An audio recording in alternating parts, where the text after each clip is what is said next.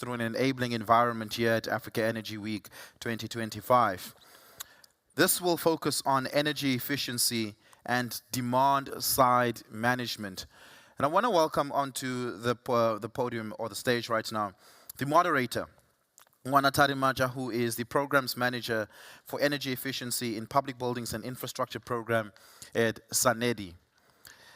Following her will be Professor Samson Mambweli, who is the General Manager at the Department of Science and Innovation at the Energy Secretariat of SANEDI, as well as Stalin Ndlovu, the Acting General Manager for Energy Efficiency and Demand-Side Management at SANEDI. Ngobile Ngobo, who is the EPC lead at SANEDI, will be a part of the conversation.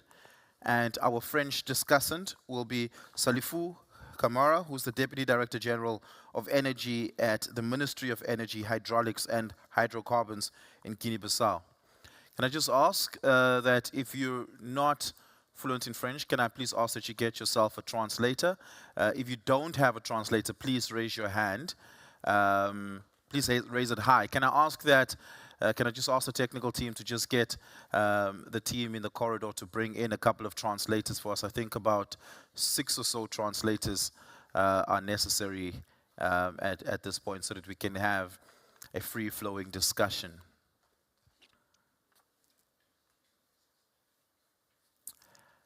While they bring them in, please to give our panel a round of applause. They all look amazing and ready to lead this conversation.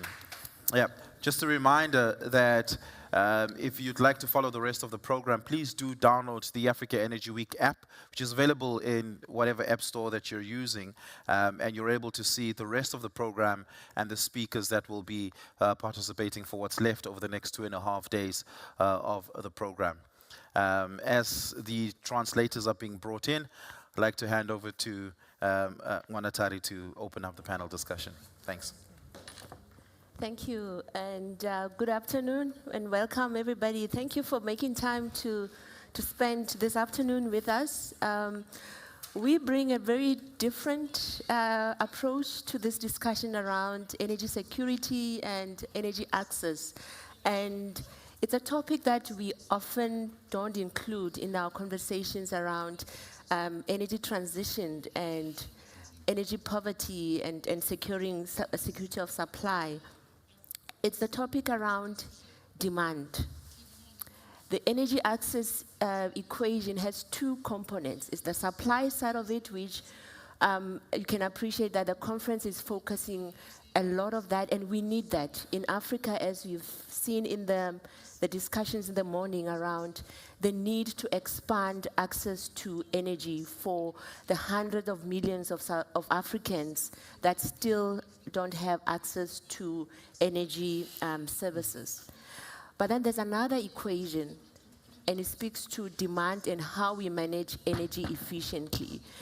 Earlier in the morning, one of the speakers mentioned the need that, or the projections rather, that in the next coming decades, we're going to see doubling, and in some cases, even tripling of energy demand as Africa seeks to industrialize, as more countries also focus on expanding economic opportunities. And we know that energy is the driver that's going to foster economic development in our country.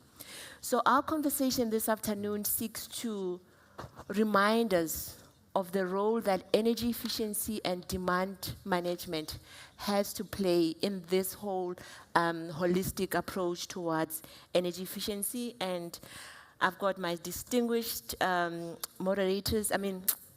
who will engage in this conversation just to share insights on experiences, mainly from the South African perspective. We also have representation from the Republic of Guinea, so we'll be sharing also insights around that. I'm going to give my panelists a chance to introduce themselves by setting the tone for this discussion. And one may pose the question, in a continent where, and very rightfully so, we're still struggling, or many millions of Africans still don't have access to energy. Why are we even talking about energy efficiency or demand side management. What role can that play in securing just energy transition and also promoting energy access?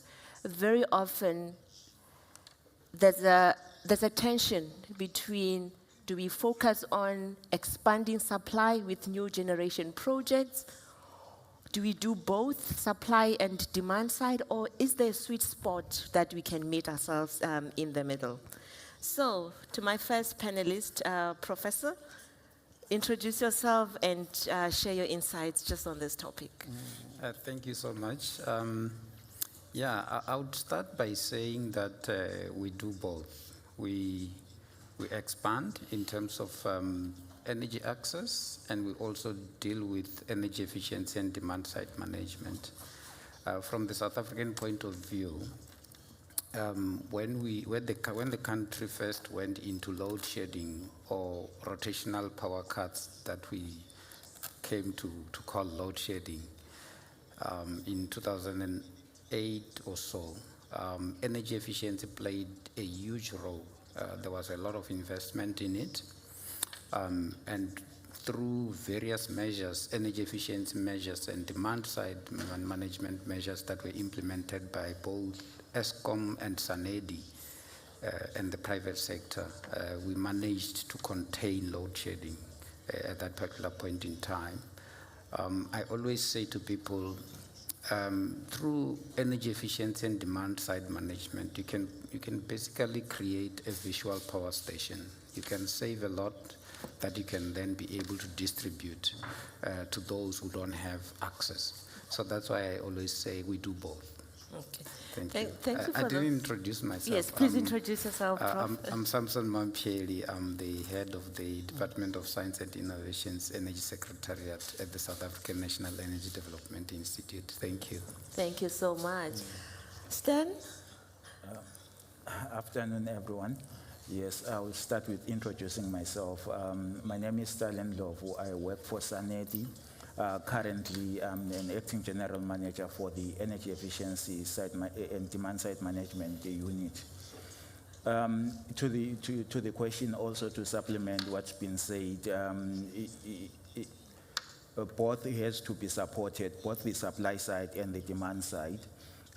Basically, we need to expand not only on energy efficiency, we look at all resources, we look at resource efficiency, such that on the supply side, be it oil, be it gas, be it energy in terms of electricity, it is best utilized so that we can have more, we can produce more by using less. Thank you. Thank you for sharing those insights. Mr. Kamara? Alors, je vous remercie, madame. Mon nom c'est Salifou Kamara. Je viens de la République de Guinée, en Afrique de l'Ouest. Je suis le directeur national adjoint de l'énergie au ministère de l'énergie, de l'hydraulique et des hydrocarbures. C'est un honneur pour moi de partager avec ces éminents professeurs par rapport à mon expérience sur l'efficacité énergétique. À mon avis, l'efficacité énergétique, il faut comprendre d'abord c'est quoi l'efficacité énergétique. L'efficacité énergétique, c'est l'état de fonctionnement de notre système électro-énergétique, c'est-à-dire de la production jusqu'à la consommation. Et qui parle de consommation, de l'autre côté, tu verras les consommateurs. Au niveau de ces consommateurs, nous sommes au courant que aujourd'hui, ils font la différence quand même entre c'est quoi une lampe LBC à basse consommation et une lampe à incandescence. Ça, le minimum est connu. Mais de l'autre côté, sur les infrastructures de production, de transport et de distribution, là où je ne suis pas d'accord avec les gens, il y a assez d'informations qui ne sont pas connues. Parce que ces infrastructures consomment de l'énergie avant d'arriver sur les consommateurs. Et la consommation de ces infrastructures, on les appelle dans notre jargon les pertes techniques. Et ça, jusqu'à présent, ce n'est pas maîtrisé. Dans un continent où on parle de 600 millions qui n'ont pas d'accès à l'énergie, si on optimise cette consommation, on peut au moins agrandir l'accès à l'électricité. Donc c'est un peu de façon globale mon point de vue sur l'efficacité énergétique. Je vous remercie. Thank you. Thank you for sharing those perspectives, Mr. Kamara, and expanding the concept of energy to also include the transmission of the energy from the point of generation to where we as everyday consumers interface with energy. I think that's an important point as well to include in our conversation on energy efficiency. Ms. Ngobo, your turn now. Ngcobo. I also work at the South African National Energy Development Institute under the Energy Efficiency and Demand Side Management Program, but more focused on energy performance certification for buildings. So it's really looking at the building envelope and the opportunities for energy efficiency in there. So just to respond to our moderator's question, energy efficiency is normally termed as the first fuel because it's the energy not used. And as our colleagues have said, that you have to look at it at a systematic approach. You cannot isolate. We're speaking about expanding the electrification or the opening up the supply, but if we don't manage the demand side, then what's the point of adding more or introducing a mix into the grid if we cannot manage what we're consuming at the end user side? So it's quite imperative that we do look at energy efficiency as a major or key aspect into electrification or energy supply, so that once we are able to use or consume energy efficiently, then we can look at alternative sources and also how we can then expand on the electrification across the continent. Thank you. Thank you very much for that intro and sharing the perspectives and setting the tone for us for this discussion. I am an energy efficiency demand side management champion. I love it. And one of the reasons why I really love this aspect of the energy space is that energy management or energy efficiency, it directly impacts the pocket. If you look at it even at a household level or at a business level, the budget that goes into your operational cost, energy remains, from a business perspective, it remains one of the big cost items for running a business. Even at a household level, every month when you get the bill from Eskom or whoever provides you with energy, it pains you, right, to pay that bill. So for me, and because I've been practicing in this field for quite a long time, it's a no-brainer. And it really impacts and it affects profits, both at a business perspective and also from a personal perspective. And we've seen examples of benefits of energy efficiency from, as Prof. Mampeli has shared, how in the case of South Africa, it has helped us to an extent to manage the energy crisis and load shedding crisis we've been having. Mr. Kamara highlighted also the need where we can minimize transmission losses. So the benefits are there, but the problem is we're not seeing enough uptake of energy efficiency and demand side management measures. So my next question to Prof. Mampeli and Mr. Kamara, I'll start with you, Prof. Take us into your views around what are the barriers that are limiting Africa to really take advantage of the many opportunities that energy efficiency and demand side management presents for us as a continent to not only expand access but also lower costs. And what can we do from a policy perspective to overcome some of those barriers? I'll start with Prof. and then Mr. Kamara will also share perspective from the Republic of Guinea. Yeah, no, thanks, Chairperson. The first issue is obviously funding. There are issues around that. The second one, obviously, is skills, and then the third one is awareness. If you look at the funding side of things, it's very difficult to raise funding for energy efficiency because people want to see something physical, something they can touch.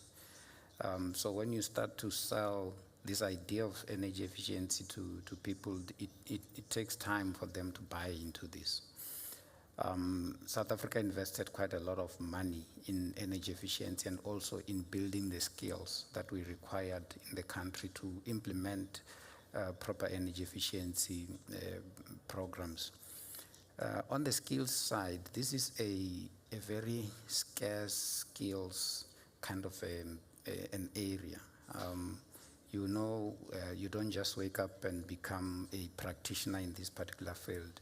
You need to go through various courses, your certified measurement and verification professionals, certified energy auditors and all that. And those are not for everyone. So it becomes kind of challenging when it comes to the skills, but South Africa has built some skills base since 2008 to date. We kind of lost some of those skills when we took kind of a break in terms of fast-tracking energy efficiency measures, and some of the people left the country and some are only coming back now and all that. On the awareness and advocacy kind of a situation, I like your example of the home and the business. So in most cases when we go to shops, and Mobila will deal with this, I'm sure. You go into shops, you want to buy your appliances. The first thing you want is the most beautiful fridge around, cheap, the most cheap fridge around, but you're not looking at how much energy am I going to use in this fridge or in this appliance, which is where the program that we're doing at Sanedi on the standards and labeling comes on board and all that. So when I go into a game and wherever with my wife, the battle is whether we buy an energy efficient fridge or whether we buy a big and beautiful one. I'll stop there for now.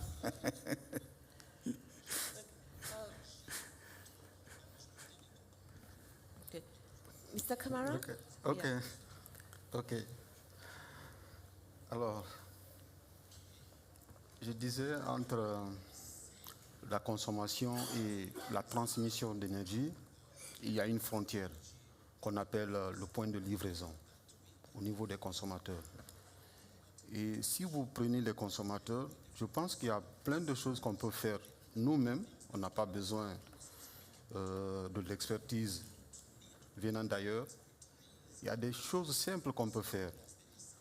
Aujourd'hui, si tu regardes, le professeur l'a dit ici, nous avons des équipements énergivores qu'on importe de l'Europe. Et nous, quand ça vient, on installe ça chez nous. Alors que ce ne sont pas des équipements qui peuvent faciliter l'efficacité énergétique.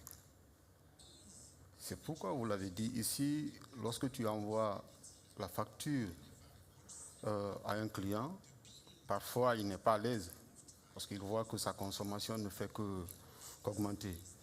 Donc il y a des choses simples qu'on peut faire nous-mêmes par la sensibilisation.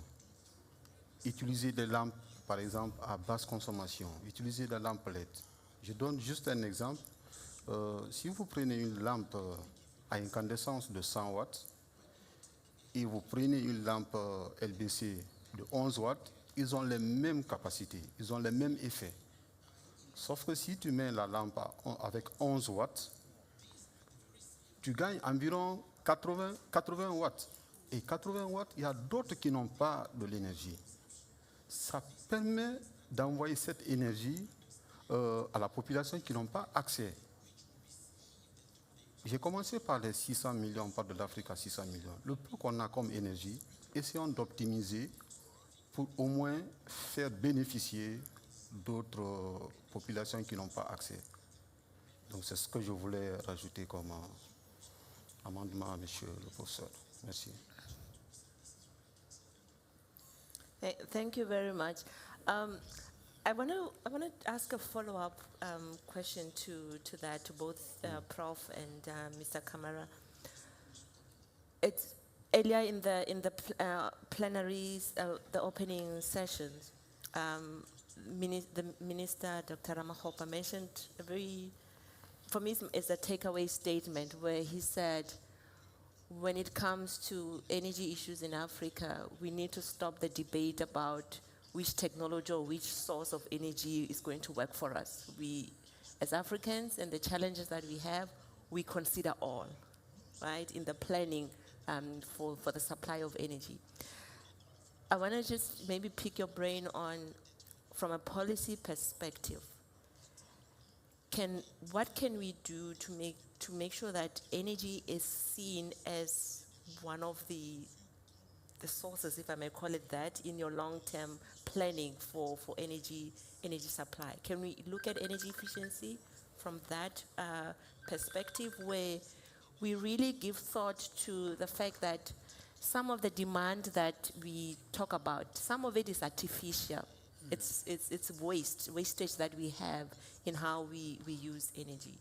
So can we turn that around from a policy perspective and say, reducing energy consumption, that alone, that first principle, can be seen as a resource when we do our long-term planning for energy supply? Yeah, I'm happy that you asked this question, because the draft IRP for South Africa, which is a policy position for the country, does not include energy efficiency. The revision, the IRP 20, we call it now 2023 or 2024. We are revising the IRP 2019. And one of the main things that are missing there is energy efficiency and demand side management, and also hydrogen. Those two things are missing. From the planning point of view and the policy point of view, South Africa has got the energy efficiency strategy, but that needs to be translated into or worked into the long-term energy plan, which is our integrated resource plan, and also our integrated energy plan that we need to develop. And it's quite important to do that, because then it informs the implementation part going forward. We don't just wake up and implement things, but if things are in the integrated resource plan, in our long-term plans and policies, we are able to apportion things such as your budgets properly. Earlier on, I talked about the lack of funding to implement energy efficiency and demand side management kind of programs. And it also boils down to the exclusion of this key component in our planning going forward. So I think going forward, we need to include energy efficiency in our long-term plans. Thank you. And I'm very curious also to know from other African country perspectives. So for Mr. Kamara, for the Republic of Guinea and your plans for your long-term planning on energy supply, does energy efficiency and demand side management features in how you do long-term strategic energy planning? Just share your insights and thoughts on that. Ok. Effectivement, nous avons un schéma directeur, un plan directeur que nous avons élaboré, qui couvre 15 ans. Ça a été élaboré en 2018, je pense, qui part jusqu'en 2035. Et ce plan directeur, nous avons examiné que, c'est-à-dire du côté électrification rurale, là où l'accès à l'énergie n'est pas assez, nous avons donné la chance à l'électrification rurale. L'électrification rurale, c'est de commencer par les choses simples, utiliser des mini-grids, des petits réseaux, une centrale solaire par exemple, de 100 kW-crête pour une population donnée, en attendant l'arrivée des lignes de transmission dans cette zone. Ça, nous sommes en train de développer et ça marche vraiment. On a une agence d'électrification en place déjà. C'est pour nous permettre d'ici 2035 d'avoir une couverture totale du pays. Mais au même moment, parallèlement, là où on a réalisé les postes d'interconnexion, par exemple ces 10 dernières années, on s'est interconnecté avec les pays de l'OMVG, le Sénégal, le Mali, le Sénégal, la Guinée-Bissau et la Gambie.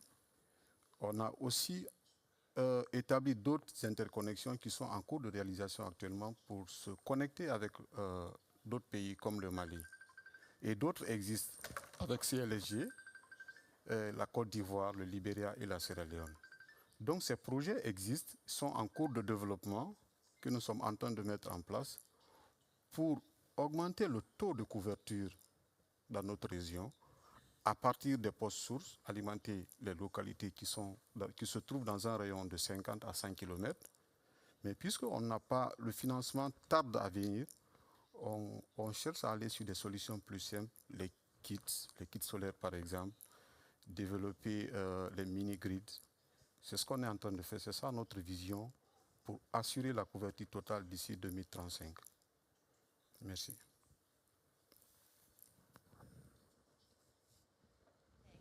Thank you very much.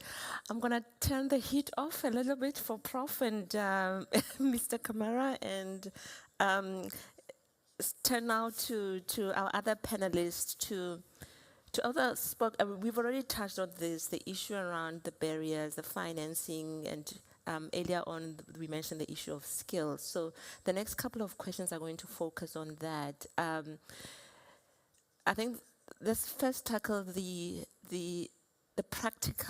practicalities of merging energy efficiency and renewable energy, which we, as highlighted earlier, we've seen the need to have access to renewable energy resources. So for Mr. Ndlovu, it is a well-known fact that at individual level, household level, and even at companies, we have limited financial resources. And very often in businesses, there's competing priorities where out of the financial resources they have to make a decision between either putting a solar PV project or focusing on energy efficiency interventions. Sometimes the money can only address one priority area at a time.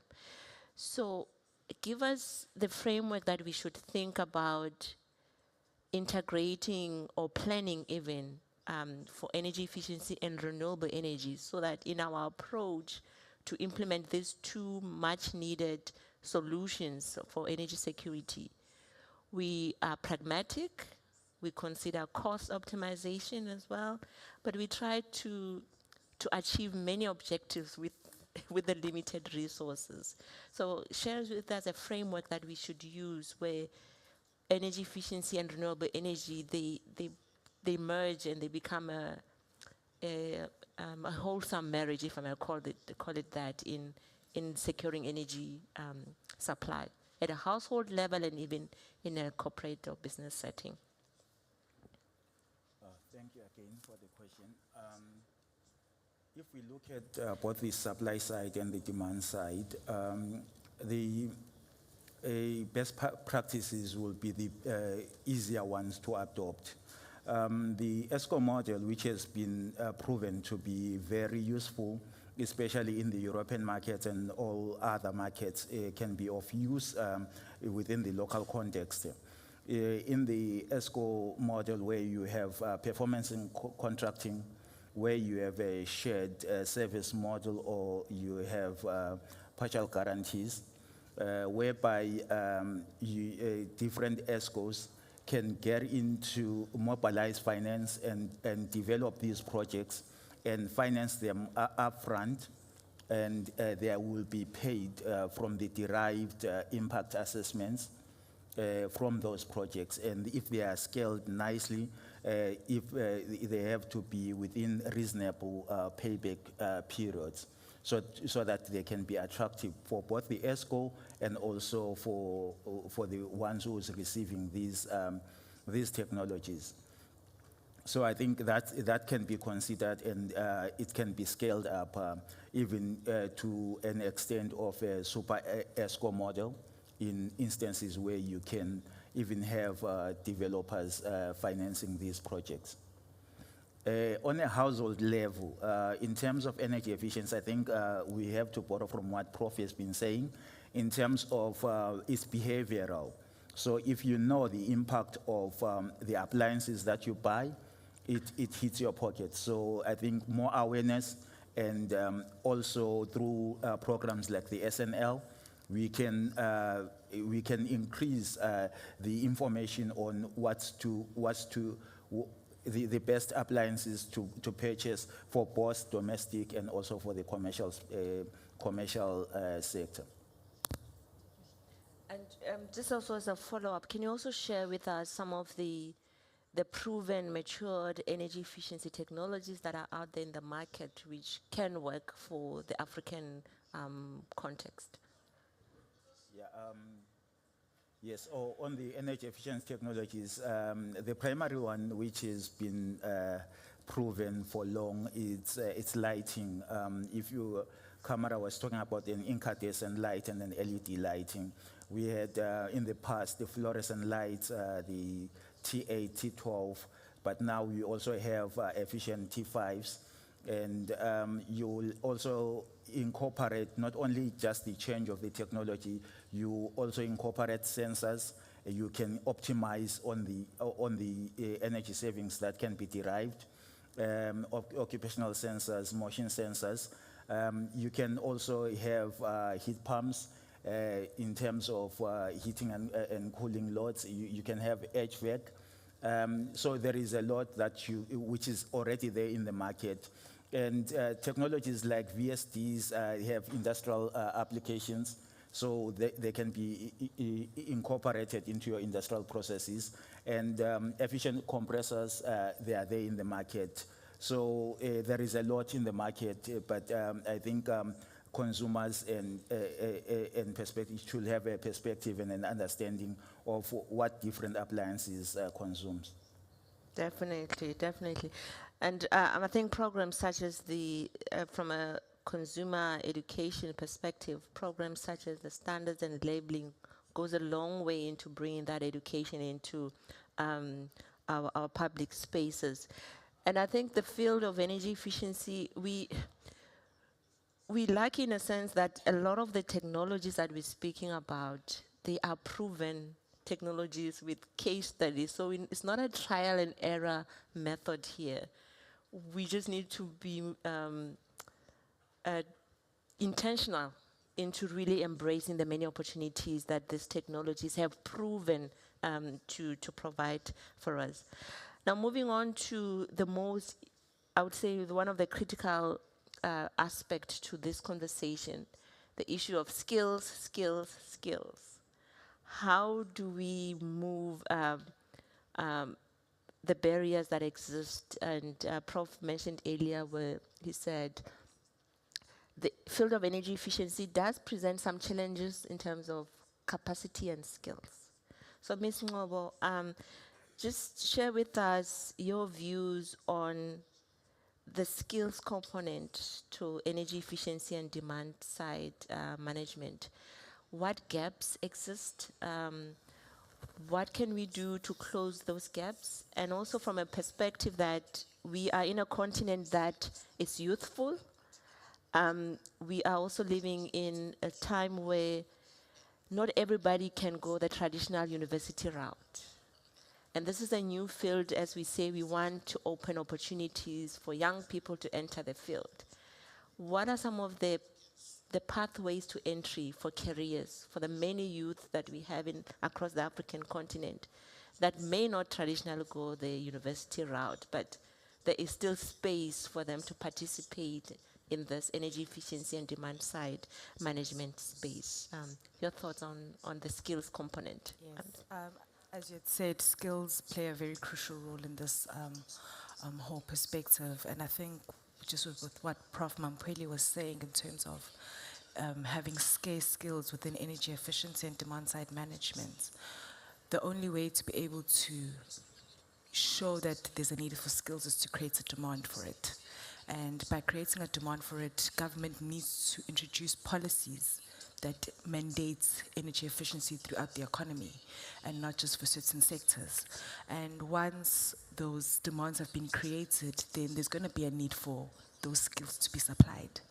And I concur with your statements in terms of not everyone can go the traditional route. So there are many ways. Within the local context, we are fortunate to have things like occupational and trade qualifications. We have technical vocational education training centers. And I feel that addressing it from that point of view, maybe at an artisanary level, but also not leaving out the people who have obtained those degrees, opening up qualifications that can allow them to be reskilled and open themselves to that market for energy efficiency. But also, with what Stalin mentioned, the energy service companies, people also need to look into entrepreneurship, because once you skill people with entrepreneurship skills within energy efficiency and demand-side management, it will then be a chain of them employing other people who would have those skills. So as you had said, we are a very youthful continent, and we are also very fortunate that we have not built most of our infrastructure. So opening up or tapping into those opportunities in terms of enforcing or ensuring that energy efficiency is featured will then make universities and training institutions see the need to introduce those curriculums and those training courses so that the supply can meet the demand. Thank you, thank you. Definitely, I agree with those sentiments around let's create the demand for the energy efficiency, demand-side management skills, and we can respond from a skills development perspective to meet that demand. I hope you found the session engaging. So we're just going to now wrap up and leave you with thoughts to take back home for your own household. Also, just as you think about energy, the theme around ending energy poverty by 2030 and energy security issues. I'm going to ask my panel to meditate on these three questions on this topic of energy efficiency and energy demand management. Earlier on in one of the sessions that I attended, the coordinator was saying that we as Africans, we're good with plans. So we need to implement. So as a parting thought, just share your message around when it comes to dialogue and conversation and even awareness raising. What do we need to continue talking about when it comes to this topic of energy efficiency and demand-side management? What do we need to stop talking about to move this dialogue forward or the implementation of these opportunities? And what do we need to start talking about? But not just talking also, in the same breath, what actions do we need to continue taking? What actions do we need to stop? What actions do we need to start taking to promote energy efficiency and all the benefits and opportunities it presents to us as a continent that it has a long way to expanding access to energy for all Africans, and also balancing that with the need to create jobs and to industrialize. I'm going to start with Ms. Ngobo and we'll finish with Prof. Your last parting remarks. Okay, thank you, moderator. In terms of what we need to stop doing, let's stop isolating or fragmenting energy efficiency and renewable energy. It needs to be addressed as one thing. And just with what was happening in COP28, that resolution of doubling energy efficiency and tripling renewable energy as countries and regionally as well, we need to look into that and ensure that we do address it as a holistic or systematic thing. What we need to continue doing, as you said, we've created good policies. We need to continue creating those policies, ensuring that we advance them, we update them to suit the context of a country and not just do a plug and play, looking at what is being done internationally, but also being able to adopt to the African context. And what we need to start doing, we need to start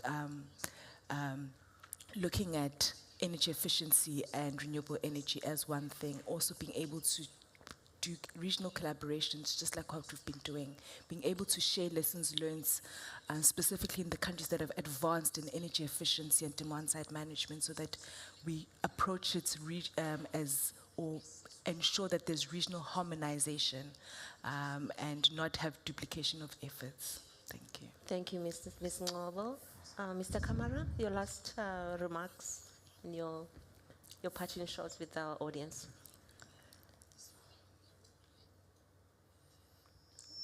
Bon, comme je l'ai dit au départ, je pense qu'il y a beaucoup de travail à faire sur l'efficacité énergétique. Je me rappelle, il y a de cela 5 ans, au niveau de la sous-région ouest africaine, le West African Power Pool avait commandé une étude pour connaître les pertes d'énergie sur nos réseaux de distribution. Je l'ai dit, on a 600 millions qui n'ont pas accès à l'énergie. Et le peu d'énergie qu'on a, il faut l'utiliser, il faut l'optimiser. Et cette étude a montré que parmi toutes les sociétés d'électricité, on se retrouvait avec des pertes de 20 à 25%. Imaginez-vous, tu produis 100 MW, tu perds 25 MW, alors que tu as d'autres qui n'ont pas accès à l'électricité. Il faut qu'on essaie de travailler dans ce sens par rapport à nos sociétés d'électricité pour minimiser les pertes d'énergie. Parce que cette perte, elle n'est pas vue.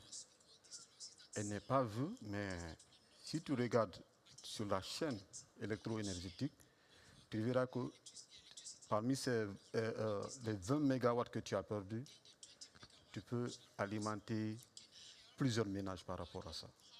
Le peu que nous avons, nous devons l'optimiser par l'utilisation efficiente. C'est ça le sens même de l'efficacité énergétique. Donc c'est ce que je voulais partager. Thank you very much. Mr. Ndlovu, your answers to your thoughts on the 3 parting questions. Yeah, looking at time, I think one which is very critical is to stop the technological dump which is happening in Africa. All inefficient technologies being dumped in Africa should be stopped through legislation. Yeah, I think due to time. Short and sweet. Let's stop making Africa a dumping site for old, inefficient technologies. Thanks, Mr. Ndlovu. Prof? Share your wisdom with us that we can take home for this. I think we need to continue with awareness and advocacy because if you look at energy efficiency, especially in households and businesses, it's more about being aware of the impact of what you're doing, both on the continent or the world as well as in your pocket. Just being aware that by changing bulbs to energy efficient bulbs, you save a lot of money. So we need to do that. In terms of skills, we need to start introducing energy efficiency topics at high school level, in my view, and then take it through to universities and colleges, because the mistake that we do is to introduce this at a much higher level, and that does not necessarily trigger the interest in energy efficiency. And I echo the sentiments around the various technologies that are available around the country, or that come from other countries as well, that Stalin talked about. I'll stop there in the interest of time. Thank you.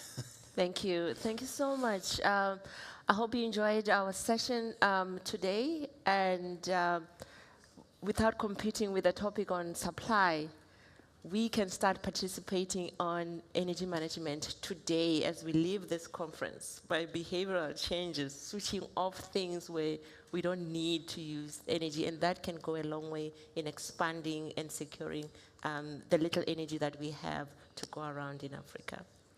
All right, thank you so much for your time. Let's conclude our session for today. Thank you.